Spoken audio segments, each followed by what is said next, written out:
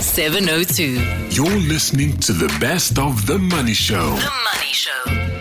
It's just after 7 p.m. here on The Money Show. Welcome to the best bits of the show. You're listening to a digest of just some of the best interviews from the show this week.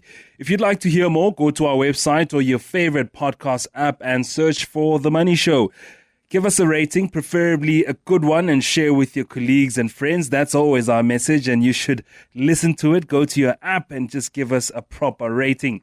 Now, to start, here are some of the news stories that piqued our interest from the week that was.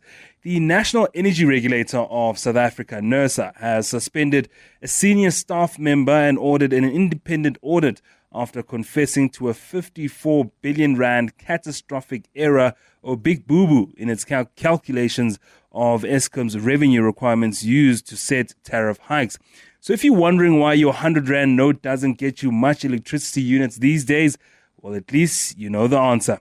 Anglo-American PLC also agreeing to acquire Canada's tech resources, creating a more than $50 billion company in one of the biggest mining deals in just over a decade. The South African government has moved to implement one of the largest labour reforms since the 90s, giving more protection to smaller companies, which, unlike their bigger peers, do not have expensive human resources capabilities. Now, the new rules gazetted by Employment and Labour Minister Nomakosazana Meth also lower the bar for the dismissal of experienced workers deemed to be underperforming by their employer. Then let's move on then to tonight. We bring you a mix of stories from the world of money from the week that has been. This week on our book review segment, we spoke to Bronwyn Williams, a popular favorite here on The Money Show, the trend translator and future finance specialist at Flux Trends. Now, she reviewed the Adaptability Code, Recoding the DNA of Future-Ready Leadership. This book then written by Moshambi Muduma. Well, it basically does what it says on the can. The Adaptability Code is a business book that kind of highlights quite a lot of the common sense that is required for business today. So it's basically the kind of answer to the, what do they call it, VUCA or Bainey world. And I'm sure there's a few more acronyms that are floating around by now. But in essence, he's really talking about exactly that. The leaders need to be more adaptable. And specifically, what they need to do is start investing in tools like foresight to build their resilience and to become more anticipatory and adaptable. So basically, he's done a wonderful job writing a book to essentially sell the services of futurist and foresight practitioners like myself. So shout out to him for paving the way, for proving the importance of the work we do. So basically, it talks about what makes a good leader and things like foresight. And some of that is about, I mean, in some ways, it's a bit of common sense. You do want someone who can understand what's going to come next, and you want someone who can survive shocks. Yes, exactly. And I mean, this is certainly not the only book written on this topic, but it is a topic that is particularly topical at the moment. I think Rich Mulholland also has a book out now on relentless relevance, which is also about this idea of adapting and reinventing yourself. And Craig Wing's book that we've spoken about on this show also speaks about that, having this sort of mindset that can see you through different seasons of change. It is very much the topic of the moment because business as usual just simply isn't working pretty much anywhere that you look. If you look at the luxury fashion houses and how they're being disrupted at the moment. If you look at economies that have done well in the past and suddenly aren't. If you look at big banks, even here in South Africa, who suddenly have competition thanks to like the Reserve Bank opening up licenses for fintechs. Suddenly the things that got you here are not the things that are going to get you where we're going next. And I think this season of change that we're in at the moment has forced a lot of organizations, all the way up from the UN right down to small mom and pop shops, having to reevaluate their business proposition and understand that the sort of people that you hired previously, the kind of mindsets that you recruited for previously, the strategies that used to succeed previously just are not going to get you through the seasons of change ahead. Like some of your listeners might be familiar with the work of Strauss and Co., who did their whole fourth turning thing, which speaks about how the world goes through these generational cycles of some of them more peaceful, some of them more full of contest and conflict and ambiguity. And we're certainly in one of those, as they call them, winter seasons or unravelings, which is another way to look at it at the moment, which is unraveling a lot of the things that we had taken for granted previously. So as I said, this is not a new idea. It's not an idea that we haven't even spoken about on this show. but it's an idea for which there is demand from publishers and from business leaders and from individuals who are suddenly facing a reckoning about what am I going to do to get through these next few years, because the skills that I have, the degrees I've invested in, the networks I've built, the supply chains I've spent years, maybe decades putting together, suddenly they're just not as stable as they used to be.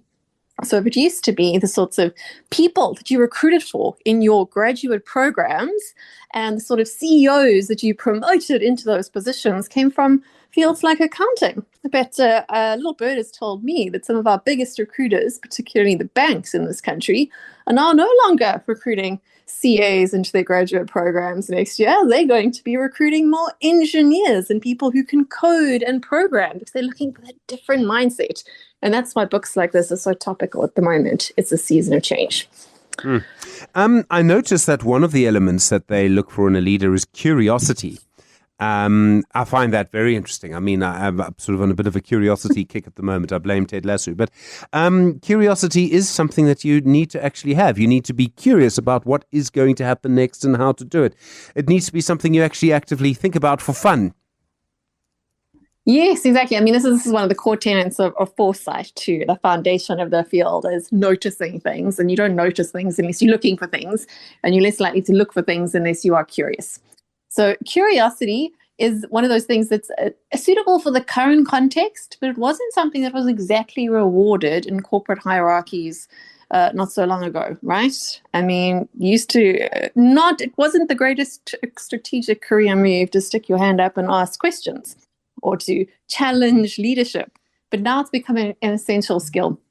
So we see companies, leadership teams, leadership structures having to unlearn, as they say, all this behavior that used to reward you, for progressing in your career. So being curious, asking questions, taking risks, which is really what curiosity is kind of code for, right? It's going where you haven't gone before, trying something new, all of which has a degree of risk to it, suddenly becomes the less risky strategy in a completely risk-on context.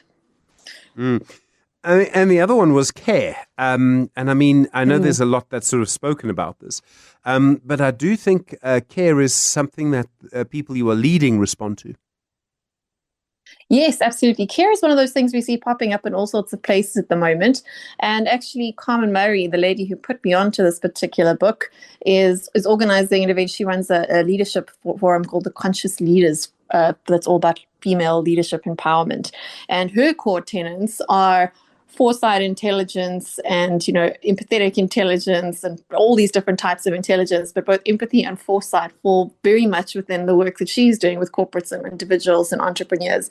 And it is coming through stronger. Again, this is not part of your traditional management playbook, which used to be about maintaining, it used to be about structure, it used to be about order, it used to be about avoiding curiosity and sticking to the plan. And now suddenly you're having to add in and layer in these things that don't come naturally, that are about curiosity, about risk, about adaptability, about foresight rather than about today, about care, about compassion, and about, as Ronan is, another person we've mentioned on this show previously for his book Breach, talks about with younger employees in particular, requiring what he terms to be the momager. This idea of a more maternal, caring type leader is what younger employees are looking for at the moment. In fact, outright demanding if they're going to have any sort of loyalty to your firm.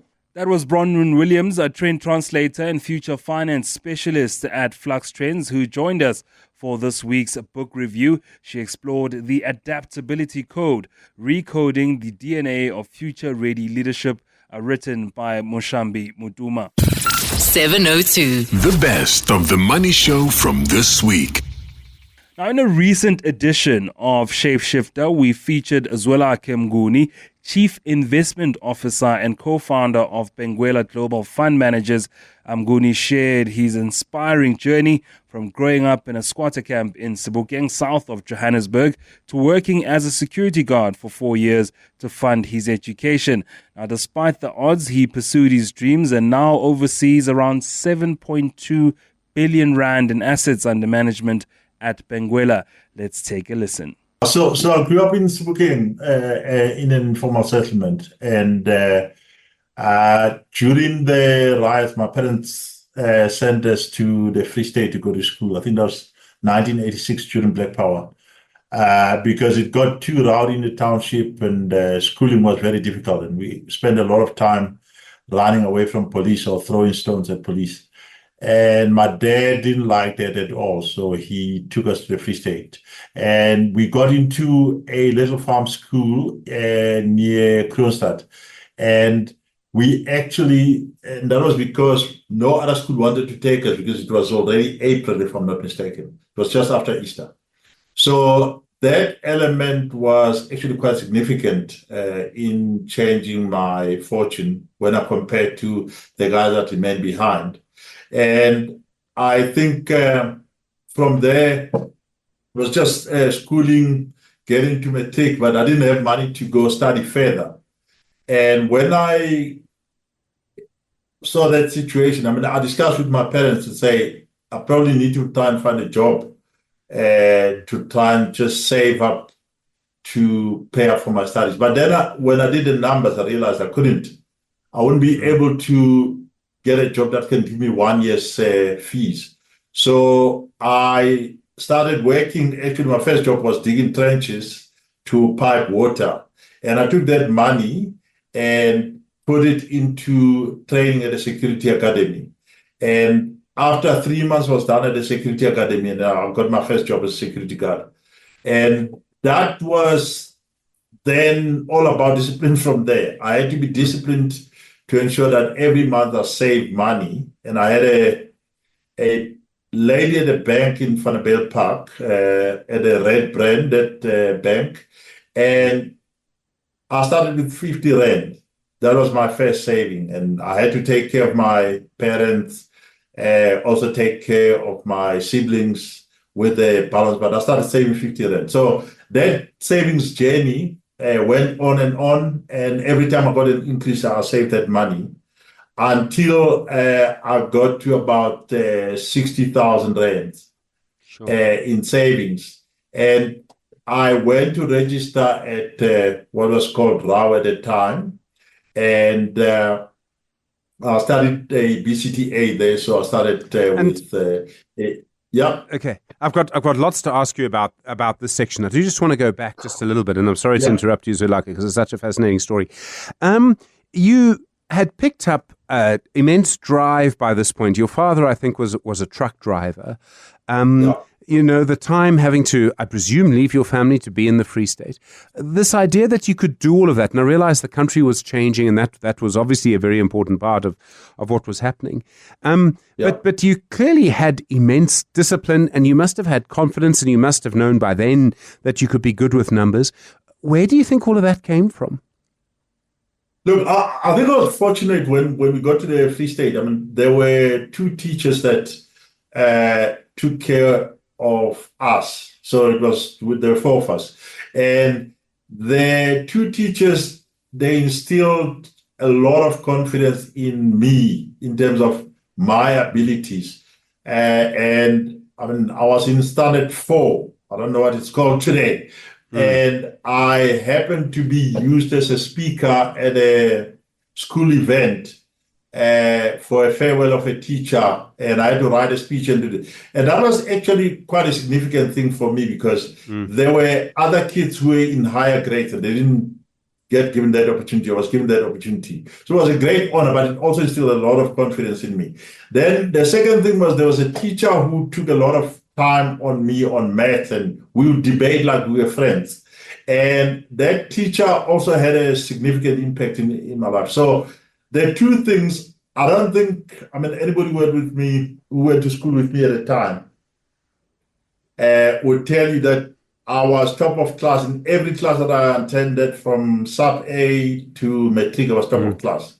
So the potential was there, but the money wasn't there to study. So the confidence had been built up through interactions with some of the influential people that were there in my life. But I think my parents were also very supportive. My grandparents believed in education, even though they were not educated themselves. My parents believed in education. And it was something that I took to heart and always yearned for, getting out of the situation where we didn't have any means to survive to a stability which I believe I've created for both my grandparents and my parents, both on my mom's side and my dad's side. No, I mean, geez, it's really quite something. Your dad being a truck driver, did that mean he was away from home a lot of the time? He was, and I used to sneak, during the holidays, I used to just sneak into the trucks with him and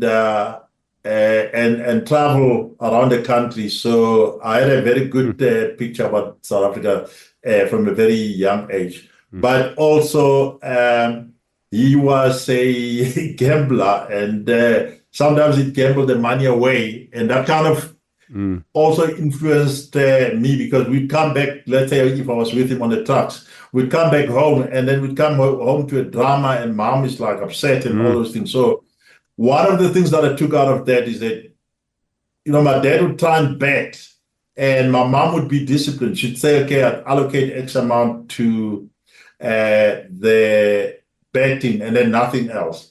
So I think I skewed myself to the side of my mom from a discipline point of view, financial discipline point of view. And I think it's something that is also reflected in how I look at clients' monies. Sure. That I cannot gamble with clients' monies. I always have to respect it, that if I'm wrong, they shouldn't suffer just because I made a bet that might be driven by my ego sometimes, might be driven by my erroneous analysis. So you always have to be humble to be able to correct course the whole time. So you good student, and you don't get to go to university at the time you wish to go. And what do? You need to make a plan, write down a plan, stick to that plan, be disciplined. From time to time, things don't go well, but you have to pull everything in line. And that's a function of discipline. And I think my colleagues would attest to the fact that I am very focused on being disciplined. I mean, process, discipline are things that drive my mind a lot. And Zwelakhe, I mean, you were working as a security guard, and I sort of have two questions. I mean, how long did it take to save 60,000 rand? It must have taken a long time. And the other thing is that I know when you're a security guard, there are things you have to do. You have to keep logs. You often have to do a patrol. But someone like you, who'd been, the top student, you must have found it a little dull. Yeah, disheartening. I mean, it's a hard thing. Also, you also realize how people treat you when you are down there. And to this day, I make sure that the security guards wherever I work, I try and treat them differently. The experience is very humbling, and I think I don't regret it at all. I think it was something that I needed to be very conscious about life, what other people's needs are. People don't choose their weaknesses, they don't choose their circumstances, and you have to have some empathy towards that, their situation. So in terms of the savings, I mean, it was a hard slog. So every increase that I got, I actually swung it into my savings account. And it grew slowly, but as the increases came, so if you go from my first pay packet was 983 rand. And I went from that over time, like in the first year, I ended up at 1,400, and I took the difference all to the savings account. So I started with 50 rand. I was now saving 500 rand a month. And then I kept stepping it up as I got increases and I got promotions. So by the time I left, I was, I think it took me 5 years to be 5 years. 5 years. So, but you have to stay focused, and you could get a lot of things that distract you. You have to focus on the main goal. And I made that the main thing. And I'll tell you something funny. I mean, I actually broke up with the girlfriend that I had, and I completely got out of the dating market and focused on this whole thing to say, I'm never going to get out of this if I get distracted. And some of these anecdotes I'm sharing so that, sometimes people are out there and their situation is dire and they don't see their way out. And my experience is that if you plan and you remain disciplined and you focus, I think that has been something that has been significant in making that change. Sure. Quite a story. So by the time you went to university, by the time you got into what was then RAU, when you applied, you were what, 23? You were you were older than your other students. And then I do think I need to mention this. You were a black man from Sebokeng who had been working as a security guard. And I imagine a lot of the people in your class would have been, white 18-year-old, there's a wonderful word for it, 18-year-old jerks, by which I mean they know nothing about life, very confident. And there you are, you've been a working man for a long time. Indeed. And I think that working experience was my advantage, or having experienced life differently was a major advantage, because I remember the first test. I mean, many of these people, they spoke very well, private school, because by then, many of the black kids had been transitioning en masse now into private schools. And a lot of them lacked focus. And that gave me an opportunity. One of the lecturers, Miss Carstens, and I'm still in touch with the accounting department at RAU. Miss Carstens made us write a test, and we all failed. And she said, I wanted you guys to realize that you are not at high school anymore. And that was a major wake-up call. And I worked hard consistently throughout that period. And I ended up, I got a few awards from my first year and my second year. So there was a lot of discipline, but the other kids were not as disciplined because they had the money, they had everything. And I had the money that I came with, and I actually had to try and make sure that I spread it over the study period. I was privileged then at the end of the first year that I got Deloitte came through for me, and they gave me a scholarship, and Ernst & Young gave me a bursary. So I suddenly was making as much as I was making as a security guard, but while studying. And that was a significant change. Again, so I never actually used that money. RAU gave me back my study fees and my money for books. And I actually started for free, if I could call it that. So I paid for my first year, got in, and then at the end of the year, the money came back to me, and I spent money on the living expenses. And I was on bursaries and scholarships throughout.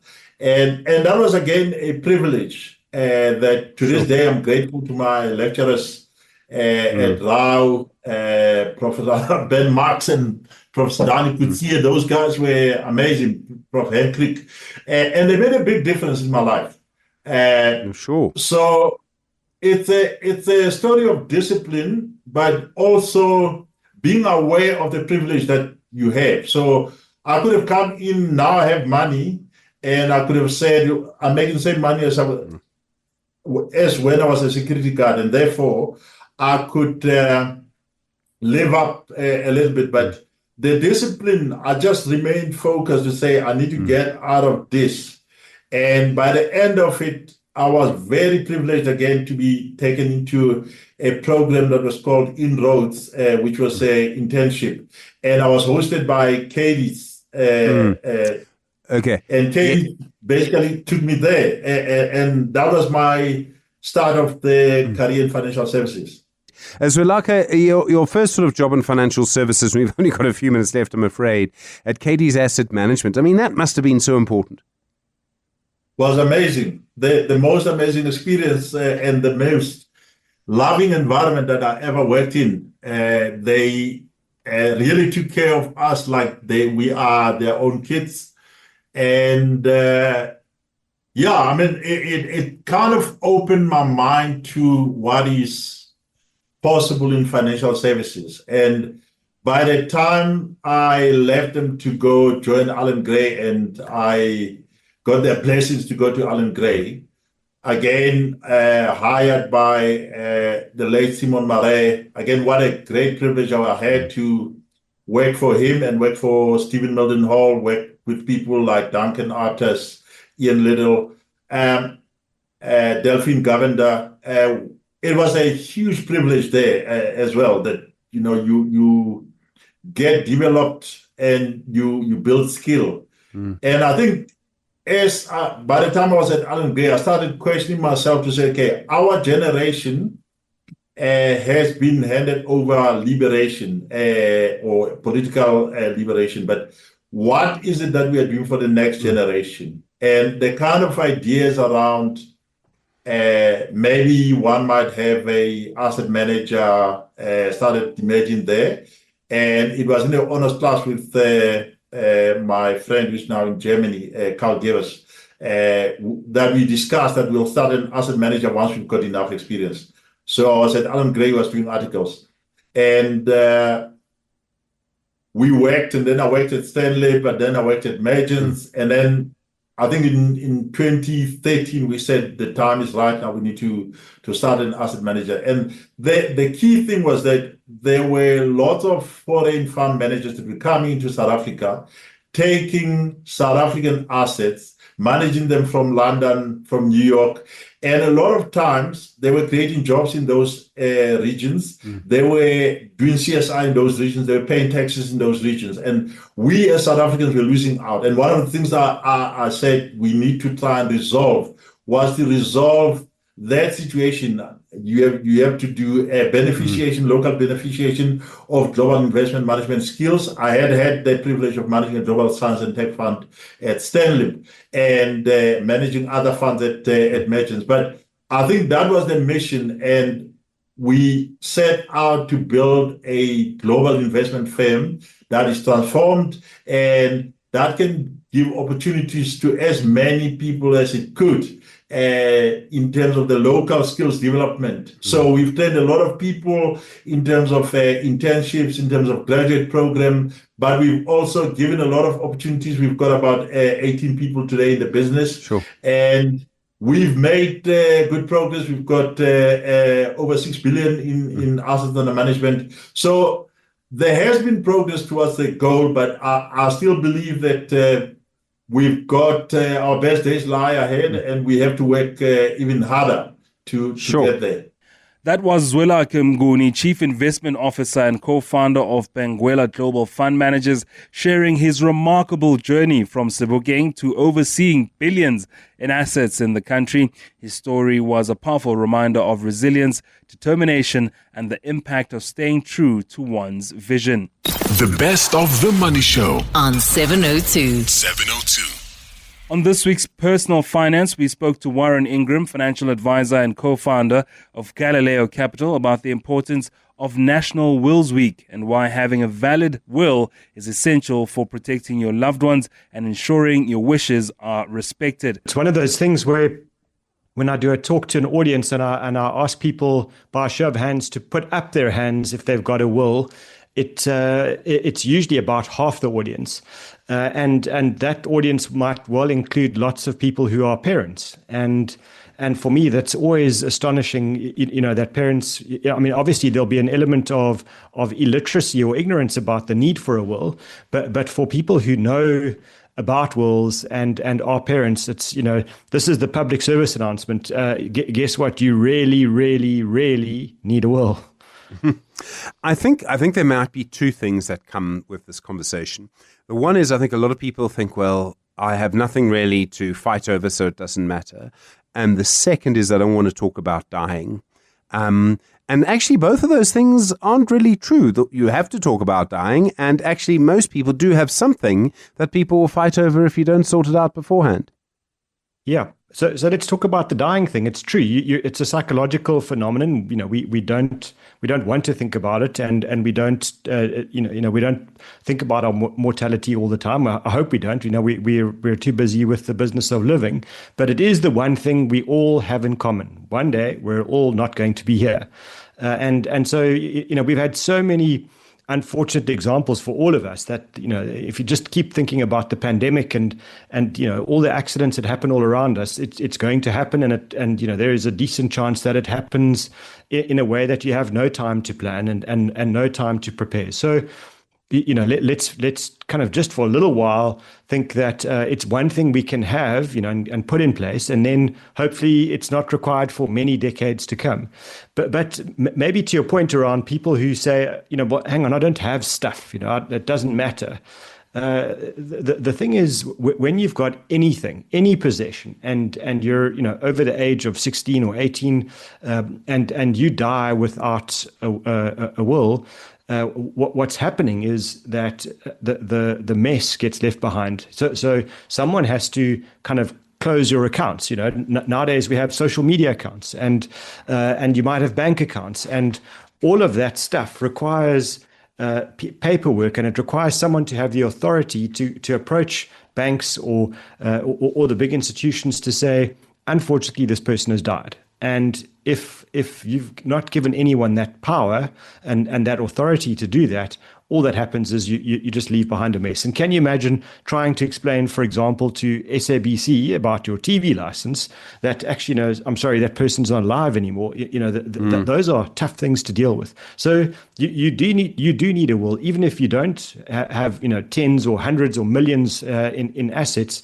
You just need to be able to do it for good order. And then, if you have children, you absolutely need a will, because who's the designated authorized person that's allowed to take responsibility for your children? You can't just leave that up to the ether, because you might just be leaving everybody, including your kids, in a heck of a mess. Okay, so the case to have a will is obviously there.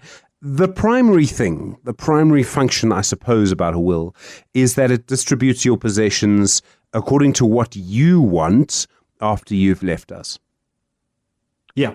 So we need to have in writing a document, and in this day and age, it seems strange and archaic, but it's the reality.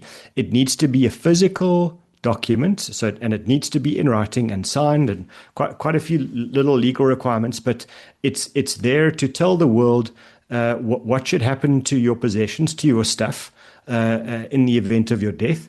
And then, if you have children, who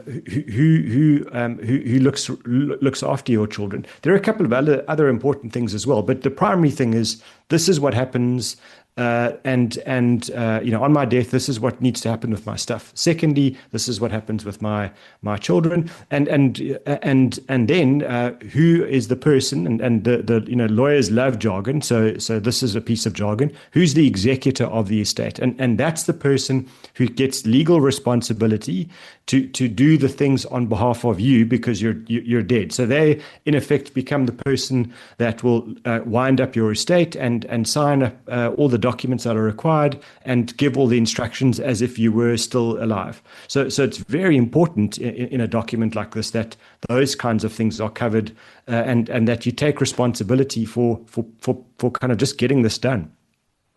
011-883-0702, 021-446-0567. Your questions for Warren Ingram about wills, voice notes as well on 072-702-1702. Warren, I think there's another perception about being an executor that actually you need to know a lawyer, or if you don't have one in the family or someone you trust who's a lawyer, actually you really can't find an executor. How technical is it? Do you really need to have a mate who's a lawyer? There are people with no background in law that have successfully wound up an estate, and lots of people, I often hear someone saying to me, I wound up my mother's estate, and I think that it's not impossible. I think you can go through the process. What I would say is, I would certainly not want to be nominated as an executor on anybody's estate. But number one, there's a huge amount of paperwork. Number two, you're dealing with government departments, especially the Master's Office, that in some of the provinces in South Africa is really not up to scratch. And then you're dealing with the banks and all the other institutions. So you're not giving anybody a kind of a gift or an honor by appointing them as an executor, and certainly. I think getting someone who's got experience in winding up estates to do that would in my view be better, but certainly you don't need to be a professional. And I think often I'd say to people, if you don't want to appoint some nameless lawyer or some law firm, as the executor, then you can appoint somebody that maybe is just fairly decent with paperwork and fairly up to date with just their own admin. And then just remind them that they're allowed to appoint an agent on your behalf. In other words, the person can be the executor, but they can subcontract a lot of the legwork around winding up an estate if that's what's required. So that would be the kind of best second prize, I think, if you don't want to appoint a legal professional. But gee, I'd think very carefully about it. It's a tricky thing to wind up an estate. Sure. T. Sapanya's messaged us on 072-702-1702 saying, "Evening, Stephen. Pardon my ignorance. T, we're learning together. Can a bank you have an account with hold your will for safekeeping even though they didn't draft it?" This is from Table. I don't know if a bank would do that. I mean, I think that's another thing is where do you actually put a will once you've drafted it? So I mean, the answer is that they could, but hold your will on your behalf. But I think you're right, Stephen, that they won't do it unless they are the executor as well. So it's not, they won't have a commercial interest in holding a will where they're not the executor. So my suggestion always with this is make sure that when you draft a will, you get 2 proper copies of the will done at once. So you can keep one in a place in your house where you make sure that you tell people that you trust who are not in your in your household, and I'll explain why now. But so that's one. You tell people, in XYZ drawer in this bedroom is kind of where my will is with all the other pieces of paper that you need to know, and then secondly, if you don't have a law firm that's done the will for you and they keep a copy, keep it at someone else's house that's not in your immediate household. And the reason for that's very simple is, if something happens to your house, let's say you and your family die in a fire, everything's burnt in that house, including some of the people who might have known about where the will is. So making sure that your will is in a different place. So one copy is in a different place and one is in your house is fine. Otherwise, if you do appoint a law firm, they can keep a copy on your behalf. James from Simonstown says, "It must be remembered wills are ephemeral. 5 minutes after a will has been witnessed and signed, their testator, the person I presume who's made the will, can simply renounce the document and sign a totally new will with new witnesses. An attorney may not know they're holding a sort of redundant will."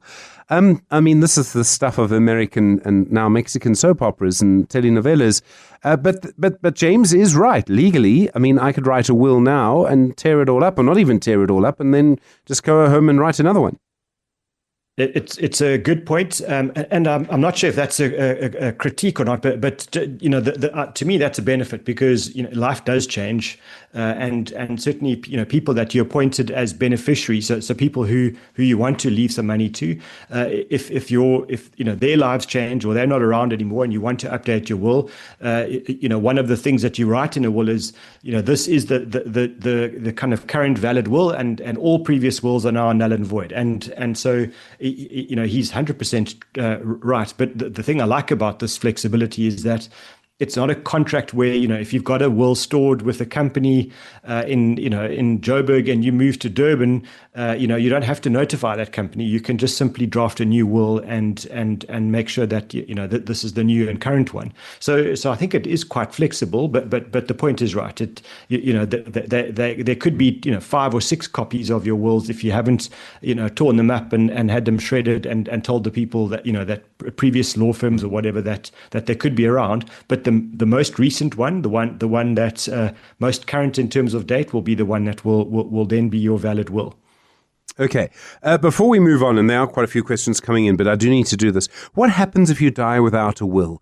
Technically, I mean, where does it go? It goes to government, the problem. So no. Fortunately, we don't donate all our stuff to government. If we die. Sorry, I meant the problem, but yes, yeah.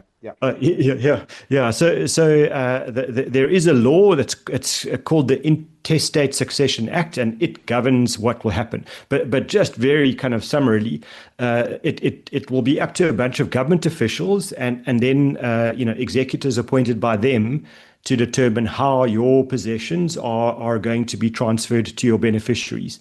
And remember here that you might have got divorced and have a new life partner, and if your will is old or you don't have a will, the government officials might not know about your life partner, and they might decide to leave some of the assets to your ex-spouse because your ex-spouse is going to be responsible for the children, and you might have had a plan to leave all the assets to your children, with another responsible adult taking account of the money and looking after your children financially.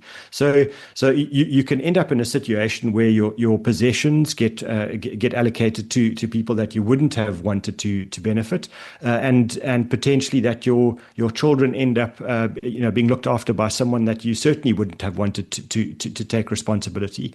So what you're leaving behind is just one enormous mess. And I mean, it's a reminder really of how you actually need to sort of take care of things yourself. All right, we've got more questions about wills. We're going to hear them in just a moment. First, we also have a question. In fact, we've got a voice note or two. Let's hear the voice notes. They've come through on 072 702 1702 about wills for Warren Ingram this evening. Good evening, gentlemen. Number one, where do I get the will? Do we have something drafted on the internet we download and we write it? Or is there a specific place where we have to go to get the will? The second question, how does a parent choose an executor? What steps must be followed to choose the executor? Thank you. All right, thank you for that. We'll have an answer for you from Warren in just a moment. Warren Ingram, of course, is a certified financial planner at Galileo Capital, and we had a couple of questions coming through on WhatsApp and a voice note. And the one question, we've spoken about an executor a little bit, but where can I get the will? Is there something on the internet that I could use, for example, Warren? And I think I've seen them lying around. You can actually get a sort of vaguely pre-drafted will. Yeah, there used to be templates, that you could go to the stationery shops and go and buy one and then draft it fill it in. But what I would suggest is, and this is a great initiative by the Law Society, in every province in South Africa next week, there are law firms that have signed up and registered to provide a simple free will to people who come in next week. So if you go onto the Law Society's website and or just search LSSA National Wills Week, you'll see there's I'm looking at their website now, and there's a list of all the provinces, and then select the province and go and find a law firm in your area that will do the will for you. I think it's a great initiative because sometimes these wills can cost you sort of 500 to tens of thousands of rands. So if you have simple requirements, you can't go in there if you're a multimillionaire expecting a really complex will, but you can go there, and I think that for me would be a great initiative for people to take advantage of next week. So I just want to talk about the executor and maybe the guardian, Stephen, because that's easy to get confused. So the executor is the person that takes responsibility for winding up your estate, all the legal processes, etc. But in your will, you should nominate the guardians of your children, and that doesn't have to be the same person as the executor.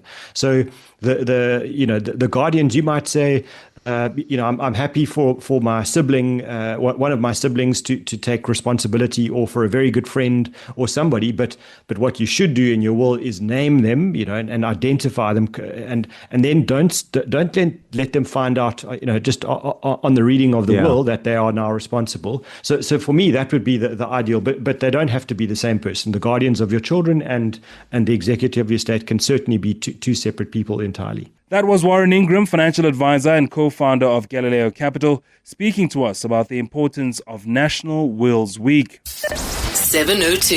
You are listening to The Money Show's Best Bits. In this week's edition of Investment School, we explored why investing in the city matters, speaking to Robbie Brozin, the visionary behind Nando's and the Jozi My Jozi initiative, as well as Bear Swanepoel, the CEO of Jozi My Jozi, who shared how their deep love for Johannesburg has inspired a hands-on mission to rebuild the city through creativity, community, and purpose-driven action. Motheo, thank you so much. Thank you for hosting us here and for the effort of coming and being in the city. Yeah, quite the music in the background. I think quite perfect and suited for this conversation. I'm tired of the doom and gloom, and I'm sure a lot of South Africans are. We watch on TV talks about the CBD, the derelict buildings, and the neglect. But you decided to come together as just private citizens wanting to see a change in the city. Why Jozi My Jozi?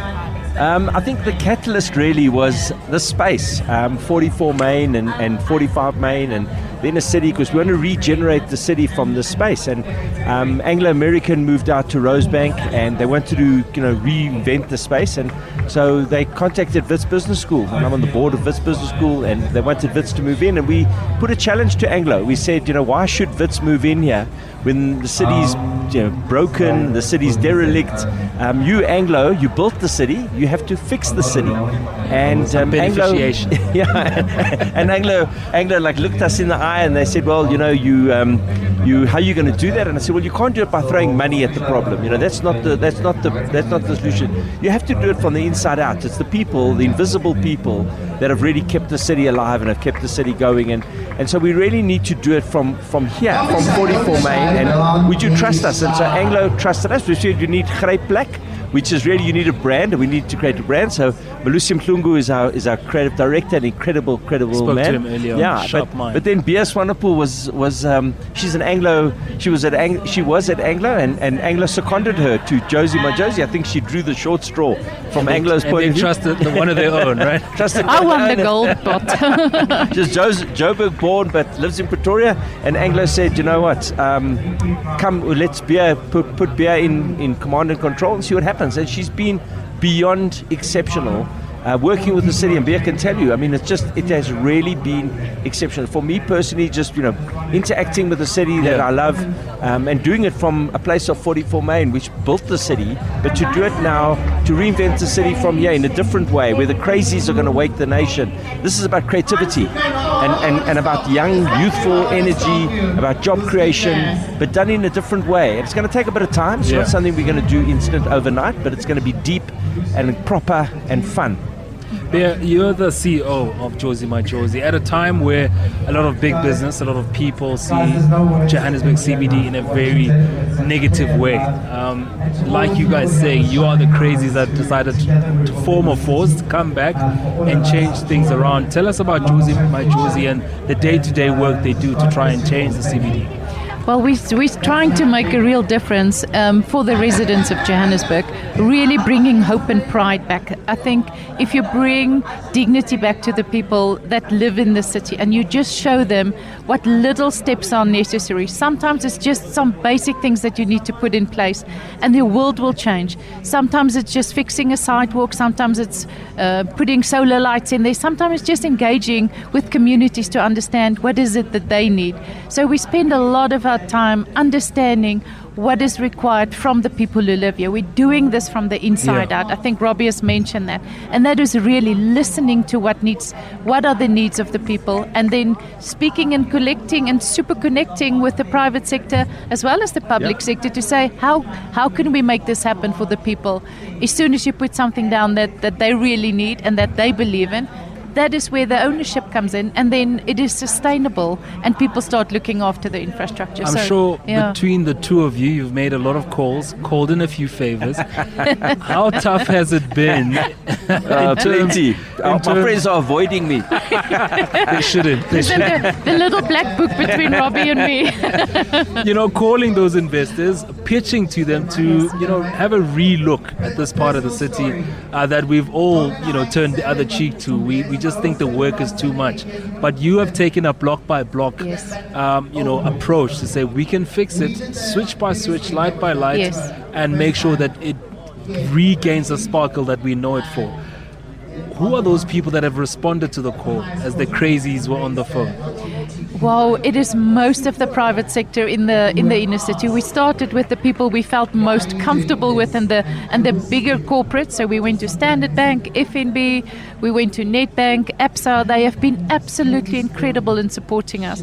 And Investec as well. And they're not in the city, they're out the city. And Investec have been incredible. Yeah, so Nedbank is also not a presence really in the inner city, but then going to the developers and even the small guys who says, I can't invest a lot to make my life better, but I can help you with one solar light.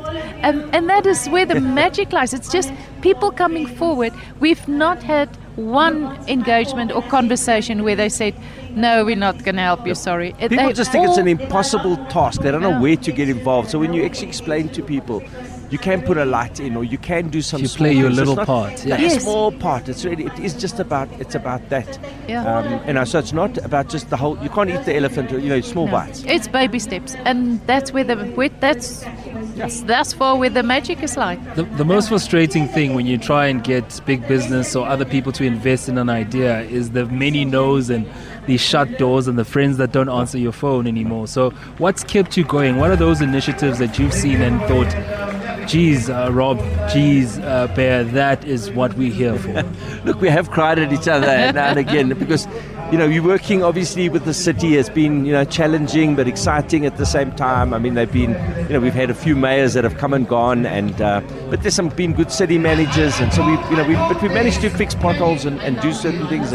But I think the rejection you get is people looking at you thinking it's impossible, and you're not really going to make a difference. Yeah. Some people have told us, why should you fix the city? Let the city fail and let the ANC then get pushed out of power, and why are you doing it to make the ANC look good? And we're apolitical. I mean, we can't just sit back and watch the city fail and then the people that jump on. No, so it's been a very tough job. I probably it's one of the toughest jobs personally I've had to do, but one of the most exciting and purposeful. So I feel that what gets me up in the morning is the purpose, that you're actually doing things. The first thing we really looked at was safety and security, and we've got the Security Mastery Academy now with the Maharishi, which is going to be incredibly successful. And Babizi Bonke is to come and see what Maharishi are doing. I challenge all your listeners to come and see Maharishi, understand what Maharishi do, come and visit the city. But the next layer is social, the homeless of Joburg. And we've got an incredible company called Zwelakhe that are going to be helping us with that. And it's just, we're going to fix the city in Joburg, but we're also going to impact the world, because the solutions that we're going to find are solutions that are going to impact Berlin and San Francisco, because we've got new technology that we bring in to help some of those problems. It's really exciting. We're looking at it from a different lens. Yeah. And so that's what keeps us excited. Has there been a collaborative effort with the city of Johannesburg in marking out the spaces and where the need areas are where you can help with the development? We've got actually a very great relationship at the moment with the City Council and with all of the different municipal-owned entities. We talk about what needs to happen, where does it need to happen, who's going to take which part of the project. So the integration and the support and the collaboration from the public and the private sectors has really been incredible. It was initially very difficult. We had to build up trust so that they could see we're not in here, there's no other side of the coin, we're not in it for anything. No we agendas, really just want to do this. Yeah. But listen, if you get the feedback from the people, especially where we're busy in those precincts, and they give you feedback that we've changed their lives, they feel safer to go outside, there's parks where their kids can go after school, where they can spend weekends, that is what keeps you going. That is where you see the real impact in real people's lives. That's what keeps us going. I mean, I think the key thing we've looked at is how do you fix the city through the lens of our constitution? Okay, and it's we the people. So our constitution starts with we the people. And if you take the constitution, it really is about human dignity and the power of the individual. And that's what the lens that we've looked at how to fix the city. So when you see people standing up, exactly as Bea has mentioned, and the excitement in that individual, and you've changed that individual, but it's sustainable. It's not like that tomorrow you're going to come back. I'm tired of fixing the city from Sandton and coming on Mandela Day and then fixing, and the next day and running out. It's more than just 67 minutes. It's much more than that. And so to me, it's about a sustainable solution done by the people in the city, because you're giving them dignity and you're seeing them. we're seeing people. It's people seeing us back, and we're seeing people. And the Babizi Bonke campaign that's been launched tonight is about 8 individuals, but there's about 40 individuals that really we could have highlighted. But the 8 individuals are exceptional. I mean, it's just exceptional what they're doing, and all we're hoping to do is to make them a bit more visible, because most people don't know them. Yeah. And so for them to be seen, they know where to go. Yeah. And they have no opportunity to actually be on 702 or on a platform like you guys with your listenership. And so we're giving them that opportunity, and that's the magic of a collaborative kind of relationship. It's not just throwing money at it.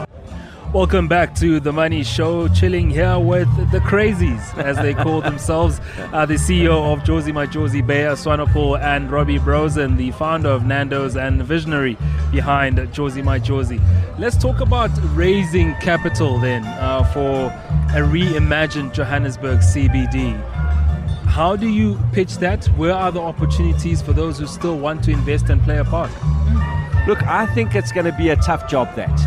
And I think it's coming because, people have got to see the trust and the work that we're doing. And without safety and security, without seeing some of the social issues that we're busy dealing with, and we're seeing some light, some really strong light at the end of the tunnel, it is going to take a little bit of time, a little bit more time. And certainly the brave guys with capital, there's some been incredible young people that have moved into the city, that have started reinvesting in the city, are going to get some really big rewards. I can tell you. It's almost like the gold rush that you've got to look at this. So is capital pouring in? Are we expecting capital to pour in tomorrow? No.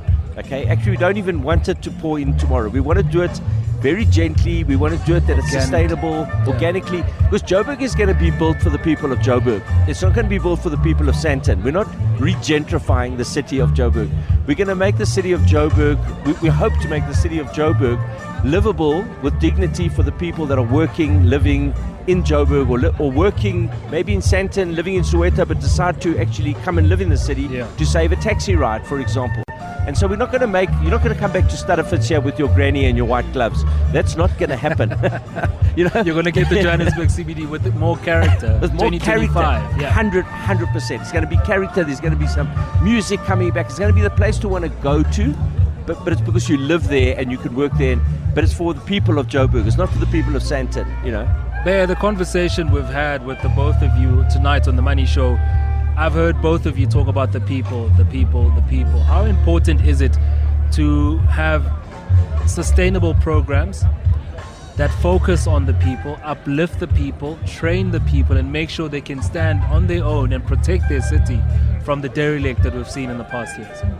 I think we have seen the process of the people not being involved in protecting and creating their city. It is now the time where we give the people who are the gold of the city the opportunity to stand up for themselves. And Robbie mentioned the Constitution. This is a we the people moment where people need to step up and say, this is my city. I need to make sure that this city live up to the expectations that I have. This is the city that I can live in, that I can work in, that I can play in, that I can raise my kids in, and I will look after it. So our sustainability is actually in encouraging the people that this is yours. We're doing it for you. We're not doing it for anybody else. And the response has been incredible, the uptake and the movement, and just the way that this has gathered momentum, because our passion and what we're trying to do is real. There's no hidden agendas anywhere.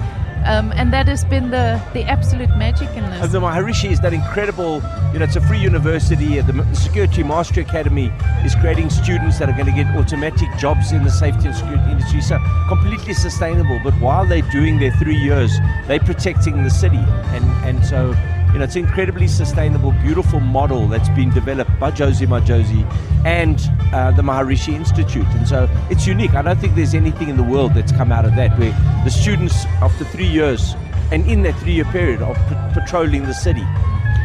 This particular initiative, Jozi My Jozi, is still quite young, still coming up. Is it an initiative that you're going to sell to the rest of the world in terms of investment, collaboration, city to city? I was talking to Lou around, what the comparisons have been between New York and Johannesburg, and he says, look, we have a great story. We could also tell that to the rest of the world. I think that the kind of moment that we have at the moment, because the city, there's such inefficiency in the city, and there's so much to do in the city. The solutions that we're finding are solutions that honestly 3 years ago weren't actually even developed. So, ChatGPT, AI, some of the solutions we're having for the homeless is through technology that wasn't developed 2 years ago. And so because it's so fresh and because we can actually develop it, we can export it. We can actually show the city of Pittsburgh, for example, this is what we're doing, this is how we're doing it. Their eyes, we have already showed them some skeletons of what we've done. Their eyes are like massive because they've got homeless issues in Pittsburgh and San Francisco, but they can't use the technology because they've already got investment in technology that's already old. We're bringing in the latest technology. So that's a very interesting moment in time to be doing it. It's not through throwing money at the problem. Money is not going to solve it. You can. That's one of the guarantees I gave Anglo is that you can't throw money at the problem. That's too obvious. But we've got to be innovative. We've got to be entrepreneurial. You've got to create it from the people, like the people that have been highlighted today. Is such crazy, such beautiful people. And they're all sustainable. They've been in the city for 10, 15 years. I mean, to be honest, Bea and I don't have the credibility of being in the city. I don't live in the city. I haven't been wandering around. So you've got to. But the champions are the champions are the people that are in the city. That was the invisibles. And what we're not a solidarity fund where we're collecting money and then dishing it out. We're not that. We're really about a super connector. Bea's brilliant at connecting and super connecting. And that's why my black book is people are running away from me. But when they actually realize what we're doing, when they Babizi Bonki, come and see. When they see, you have no idea how people are saying we want to be involved. All right, that was the CEO of Jozi My Jozi, Bea Swanepoel, and Robbie Brozin, the founder of Nando's and the visionary behind this great initiative. Thank you for having this conversation with us. Thanks, Motheo. Thank you. 702. You are listening to The Money Show's Best Bits. That wrapped up this week's edition of Investment School, where we looked at why investing in the city matters.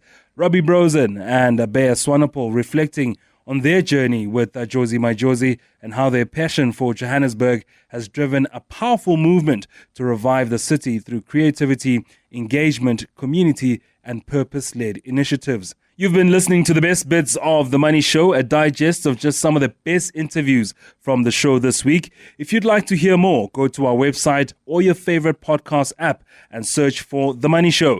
Thank you for listening. We'll be back on The Money Show 6 p.m. on Monday. Have a great weekend.